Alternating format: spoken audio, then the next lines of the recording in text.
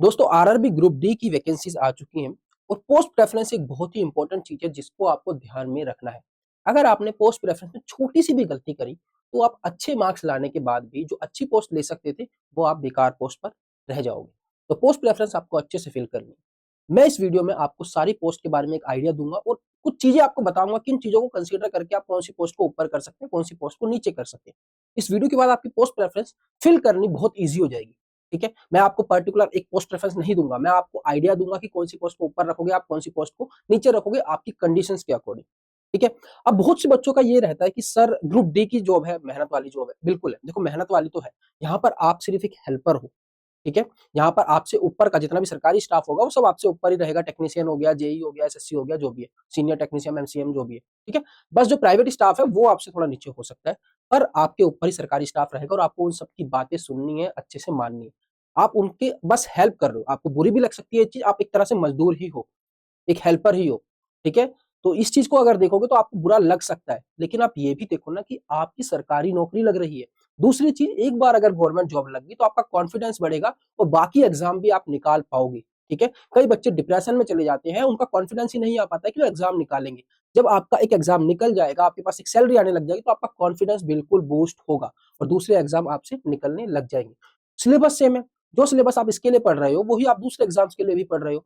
तो क्या दिक्कत है, आप इसका फॉर्म फिल करके एग्जाम देके आओ, जॉब लगेगी तो करना। अगर आपको लगा 1 महीने 2 महीने करके नहीं हम कर पाएंगे तो छोड़ देना, पर एटलीस्ट फॉर्म फिल करके आप एग्जाम देने तो जाओ। ठीक है, बहुत सारी चीजें होती है, पैसा आने लगता है वो चीजें सॉल्व होने लग जाती है। तो सारी चीजों के ऊपर बात करूंगा मैं। यहाँ पर आपको कुछ बच्चों के कमेंट्स भी दिखाऊंगा कि कुछ बच्चे इस जॉब को बिल्कुल बेकार मानते हैं और कुछ ऐसे बच्चे भी हैं जो ये चाहते हैं कि बस किसी तरह से एक जॉब मिल जाए। ठीक है, तो अब ये आपके ऊपर है कि आप अपने लिए क्या डिसीजन लेते हैं। बाकी बात करते हैं। वीडियो में आगे बढ़ने से पहले मैं आपको बता दूं कि अगर आप आरआरबी ग्रुप डी की तैयारी कर रहे हो तो आप किरण पब्लिकेशन की इन बुक्स को फॉलो कर सकते हो। ठीक है, ये 3 बुक्स काफी इंपॉर्टेंट है जो आपके पास होनी चाहिए, मैथ्स, रीजनिंग और जनरल साइंस, जनरल अवेयरनेस की। हर एग्जाम के लिए 3 बुक काफी है। बाकी आप स्पेशली अगर ग्रुप डी के लिए लेना चाहते हैं तो आप इस बुक को फॉलो कर सकते हैं। इसमें 40 सेट आपको 2022 के ग्रुप डी के मिल जाएंगे। वन लाइनर की फॉर्म में आप सामान्य ज्ञान, जनरल साइंस पढ़ना चाहते हैं तो इस बुक को ले सकते हैं। और अगर आप सामान्य ज्ञान year wise, set wise, chapter wise इस तरह से देखना चाहते हैं तो आप इस बुक को ले सकते हैं। ये सारी बुक्स आपको ऑनलाइन भी मिल जाएंगी, ऑफलाइन भी मिल जाएंगी। नीचे डिस्क्रिप्शन में लिंक है, अगर आप ऑनलाइन परचेस करना चाहते हैं तो जाकर आप परचेस कर सकते हैं। क्लियर, चलो आगे बढ़ते हैं। तो देखो पहले मैं आपको पोस्ट की थोड़ी थोड़ी जानकारी दे देता हूँ। आपको एटलीस्ट छोटा छोटा आइडिया होना चाहिए कि कौन सी पोस्ट में आपका किस तरह का जो है काम रहने वाला है। क्लियर हुआ? तो अगर मैं यहाँ पर बात करूं तो देखो पहली पोस्ट क्या है, असिस्टेंट एसएनटी। देखो ध्यान से देखना, सारी पोस्ट में असिस्टेंट लिखा हुआ है लगभग। इसका मतलब सिर्फ आप असिस्ट कर रहे हो, आप अपनी तरफ से कुछ डिसीजन नहीं ले सकते। आप सिर्फ असिस्ट कर रहे हो, जो आपसे ऊपर का स्टाफ आपको जो भी कमांड देगा, जो भी आपको इंस्ट्रक्शंस देगा, आपको वो फॉलो करनी है। क्लियर, चलो। एसएस देखो यहाँ पे ध्यान रखना, डिपार्टमेंट भी दिए हुए हैं। ठीक है, और उनके सब डिपार्टमेंट भी दिए हुए हैं। डिपार्टमेंट मतलब कि वो पोस्ट जो है कौन से डिपार्टमेंट में आती है, मैकेनिकल में आती है, सिविल में आती है, इलेक्ट्रिकल में आती है, सिग्नल में आती है। तो उसके अंदर भी सब डिपार्टमेंट है जहां पर आपकी पोस्टिंग हो सकती है। तो इन चीजों को आपको बहुत ध्यान से देखना है। ठीक है, अगर आपने आईटीआई की हुई है और मान लो इलेक्ट्रिकल से की हुई है तो मैं आपको बोलूंगा कि आप इलेक्ट्रिकल की पोस्ट को ऊपर रख सकते हैं। ठीक है, मैकेनिकल से किया तो मैकेनिकल की पोस्ट को ऊपर रख सकते हैं, सिविल से किया तो सिविल की पोस्ट को ऊपर रख सकते हैं, लेकिन यहाँ पर नहीं रखनी है। ठीक है, मैं आपको बताता हूँ ये सारी चीजें। देखो, असिस्टेंट एसएनटी, असिस्टेंट एसएनटी मतलब SNT signal and telecom. Signal and telecom के अंदर आपका सारा काम जो है सिग्नल से रिलेटेड होगा। डे की जॉब होती है ये लगभग। ठीक है, डे की, और गर्ल्स के लिए ये अच्छी जॉब है, गर्ल्स इसको प्रेफर कर सकती है। मैं अभी प्रेफरेंस नहीं बता रहा हूँ, सारी जॉब्स की थोड़ी थोड़ी चीजें बता रहा हूँ कि क्या आपको काम करना हो सकता है। ठीक है, और इसके अंदर आपका डे जॉब रहती है। असिस्टेंट वर्कशॉप, ये मैकेनिकल डिपार्टमेंट में आ जाता है। मैकेनिकल डिपार्टमेंट में मतलब वर्कशॉप होती है, रेलवे की बहुत सारी वर्कशॉप है। वर्कशॉप के अंदर इसका जो सर्विस होती है, एक तरह से आप कह सकते हो अपनी बाइक की, अपनी कार की आप सर्विस कराते हो ना, एक रेगुलर मतलब एक फिक्स टाइम के बाद। इसी तरह से रेल की भी सर्विस होती है और उसका डेली भी होती है और वो मंथली भी होती है। इस तरह की चीजें होती है। तो इसके अंदर पीओएच और आईओएच होता है। ठीक है, POH periodic overhauling, IOH intermediate overhauling. ठीक है, ये सब चीजें वर्कशॉप के अंदर होती है। वर्कशॉप की जॉब को अच्छा माना जाता है। क्लियर, चलो। असिस्टेंट ब्रिज, ब्रिज के अंदर आपका ये इंजीनियरिंग डिपार्टमेंट में आ गया, मतलब सिविल डिपार्टमेंट में आ गया। ब्रिज जो होते हैं, रेलवे के जो भी ब्रिज होते हैं, किसी नहर के ऊपर, किसी नदी के ऊपर, इन सबके ऊपर ब्रिज होते हैं, उनकी मेंटेनेंस का और उनको बनाने का काम जो होता है वो उनके अंदर आप उनको असिस्ट करोगे, जो जेई एसएससी होंगे, टेक्नीशियन होंगे। Clear. Assistant carriage and wagon, carriage and wagon, wagon होता है आपकी मालगाड़ी, कैरिज होती है आपकी पैसेंजर गाड़ी। ठीक है, तो यहाँ पर क्या होता है, आपके डिब्बे जो होते हैं ना मालगाड़ी के और पैसेंजर गाड़ी के, उनकी मेंटेनेंस होती है। तो ये भी आप एक अच्छी जॉब कंसिडर कर सकते हो, लेकिन यहाँ पे डे और रात दोनों का टाइम हो सकता है, आपका फिक्स टाइमिंग नहीं है। तो ये भी एक मतलब मैं कैरियर एंड वैगन के अंदर हूँ, थोड़ा-सा मुश्किल काम है, लेकिन बाकियों के कंपैरिज़न में जो ट्रैक वाली जॉब्स है उनसे अच्छा है। आज मैं आपको प्रेफ़रेंस बताऊँगा तो आप और अच्छे से समझ पाएँगे। ठीक है, असिस्टेंट लोको-सेड, लोको-सेड क्या होता है यहाँ पर भी जो आपकी जो आपको पता है कि एक लोकोमोटिव होता है मतलब इंजन होता है, इंजन पूरी गाड़ी को खींचता है। तो सी-एंड-डब्ल्यू में तो क्या था जो पीछे के डिब्बे थे उनकी मेंटेनेंस होती है और लोको-सेड के अंदर आपकी जो है उसके इंजन की मेंटेनेंस होती है। क्लियर? तो डीज़ल इंजन है तो वो डीज़ल का लोको-सेड होगा, इलेक्ट्रिकल इंजन है तो इलेक्ट्रिक का लोको-सेड होगा। क्लियर हुआ? तो डीज़ल ये दोनों ये मैकेनिकल डिपार्टमेंट में आ गया और इलेक्ट्रिक इंजन है इलेक्ट्रिक का तो वो इलेक्ट्रिकल डिपार्टमेंट में आ गया। क्लियर हुआ?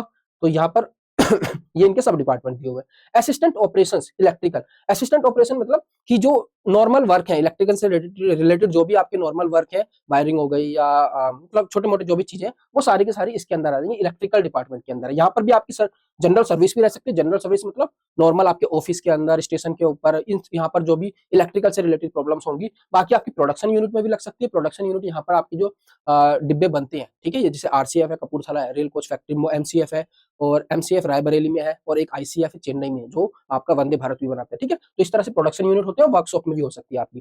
फिर आता है आपका असिस्टेंट पीवे इंजीनियरिंग, ठीक है? ये आपकी जो है ट्रैक से रिलेटेड जॉब है। ट्रैक के ऊपर अगर कहीं पे पटरी कटी हुई है तो वहाँ पे वेल्डिंग करने का काम या कुछ ग्रूविंग है मतलब आपकी जो पटरी है उसके ऊपर कहीं से मतलब गड्ढे-गड्ढे हो गए या सरफेस जो है उसका रफ हो गया है, तो वहाँ पर भी आप जो है वहाँ पर भी किसका काम होता है? पीवे का काम होता है, सिविल वालों का काम होता है। क्लियर हुआ?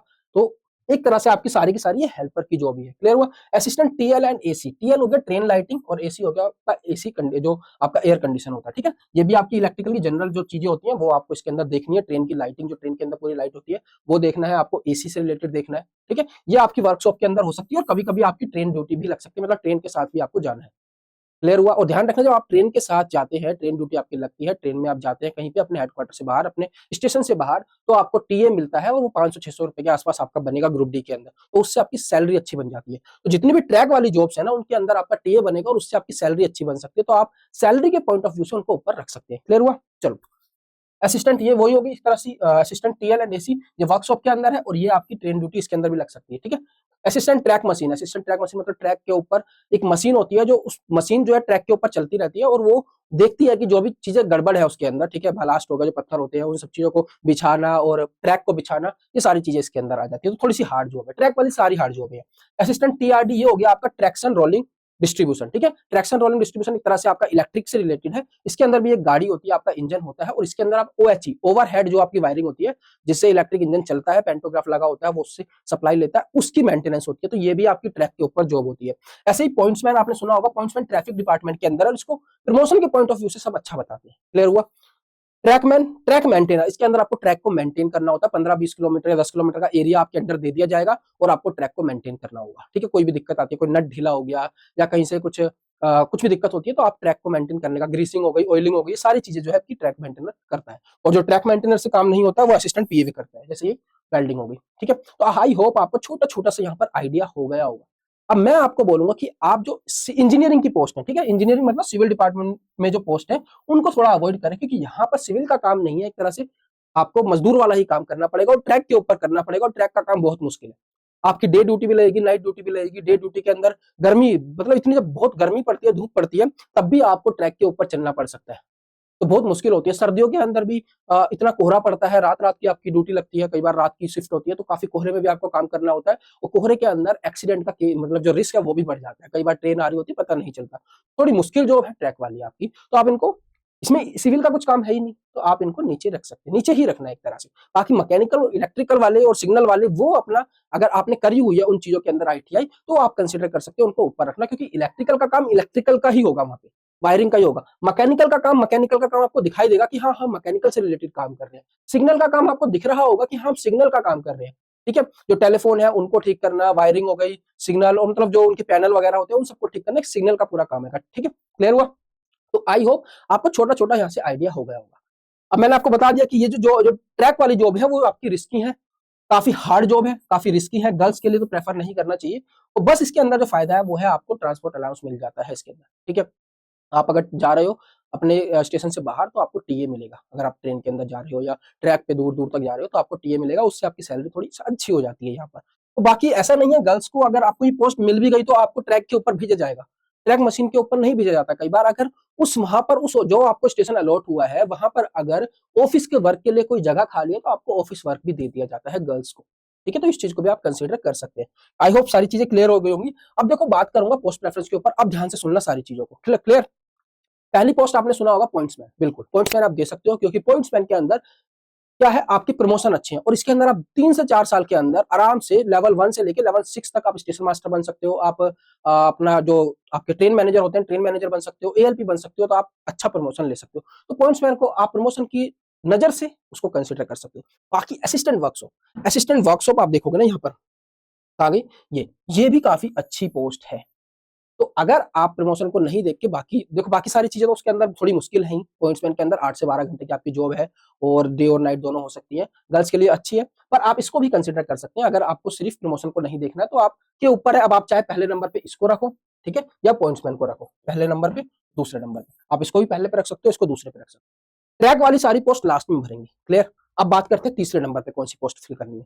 अगर आप मैकेनिकल से हो और आपको मैकेनिकल के काम में इंटरेस्ट आता है, और मैकेनिकल से अगर आपने पढ़ाई की है आईटीआई में कुछ भी थोड़ी बहुत भी, तो आपको उसमें और इंटरेस्ट आएगा और चीजें जल्दी सीख पाओगे, तो आप मैकेनिकल की चीजों को ऊपर रख सकते हैं। और अगर इलेक्ट्रिकल से आपका बैकग्राउंड थोड़ा भी रहा है तो आप इलेक्ट्रिकल की पोस्ट को ऊपर रख सकते हैं। बाकी ऐसा नहीं है कि आप इलेक्ट्रिकल से होकर मैकेनिकल रख दोगे तो बहुत मुश्किल हो जाएंगी चीजें, नहीं, आप रख सकते हो आपके ऊपर। ठीक है, तो यहाँ पर आप अगर मैकेनिकल से रिलेटेड रखना चाहते हैं तो आप तीसरे नंबर पर रख सकते हैं कैरिज एंड वैगन को। ठीक है, और तीसरा अगर आप इलेक्ट्रिकल से रिलेटेड रखना चाहते हैं तो इलेक्ट्रिकल से रिलेटेड आप रख सकते हैं असिस्टेंट टीएल, इसको। ठीक है, इसको रख सकते हैं तीसरे नंबर पे और इसको रख सकते हैं चौथे नंबर पे। और मैकेनिकल से रिलेटेड रखना चाहते हैं तो आप इसको रख सकते हैं तीसरे नंबर पे। ठीक है, तो क्लियर हुआ? मैं मैकेनिकल से रिलेटेड बता रहा हूँ तो आप इसको तीसरे नंबर पे रख सकते हैं, या फिर इसको भी रख सकते हैं। इसको अगर इसको तीसरे पे रख सकते हैं तो इसको आप चौथे पे रख लो, इसको आप पांचवे पे रख लो। ठीक है, मैकेनिकल से रिलेटेड होगी तीसरे नंबर पे। अब इसके बाद रखना है आपको एसएनटी। देखो इलेक्ट्रिकल के अगर आप इसको नहीं रख रहे हो ना, कैरिज एंड वैगन को, तो आप इसको इसको और ये असिस्टेंट इलेक्ट्रिकल, ये वाली पोस्ट, ये वाली 7वें नंबर की, ठीक है, ये वाली, इन तीनों को रखना तीसरे से पहले, तीसरा चौथा पांचवा। और अगर आप मैकेनिकल के ऊपर रखना चाहते हो तो पहले इसको रख देना, फिर इन तीनों को रख देना। क्लियर हुआ? उसके बाद बचती है आपकी एसएनटी। इसको आपको रखना, कितनी होगी, 6 पोस्ट होगी ना, 1 2 3 4 5 6। इसको रखना है आपको 7वें नंबर पे, एसएनटी को 7वें नंबर पे। क्लियर हुआ? बाकी कौन सी बची अब? असिस्टेंट पीवे, असिस्टेंट टीआरडी, हाँ ये सारी हो गई है। अब आते हैं हम किसके ऊपर, इन 2 पोस्ट के ऊपर। यहाँ पर, अब यहाँ पर मैंने आपको बताया कि जो आपका डीजल इंजन है उसका लोको साइड होता है, वहां पे आपको डीजल के जो इंजन है उसकी सर्विस होती है, उसकी मेंटेनेंस होती है। तो यहाँ पे थोड़ा गंदा काम होता है। गंदा मतलब आपको ग्रीसिंग, ऑयलिंग, ये सब चीजों में ज्यादा रहना पड़ेगा, और डीजल में आप पूरे गंदे हो जाओगे जॉब के बाद देखोगे तो। ठीक है, तो इस पोस्ट को आप इलेक्ट्रिकल से नीचे रखना। इलेक्ट्रिकल का काम थोड़ा साफ सुथरा होता है। तो यहाँ पर हम 7वें के बाद 8वें नंबर पे इसको दे सकते हैं, 9वें नंबर पे इसको दे सकते हैं। क्लियर हुआ? उसके बाद हमारी कौन कौन सी बच गई, कोई, हाँ ये हो गई, ये हो गई, पॉइंट्समैन होगी। देखो अब 8 हो गई हमारी, 6 पोस्ट बची है कोई, ये भी हो गई, ये भी हो गई, एक ये असिस्टेंट ब्रिज, ठीक है, ये भी उसमें आ गई इलेक्ट्रो, एक ये हो गई, और बाकी ये। अब देखो उसके बाद सारी ट्रैक की पोस्ट बची हुई है लगभग।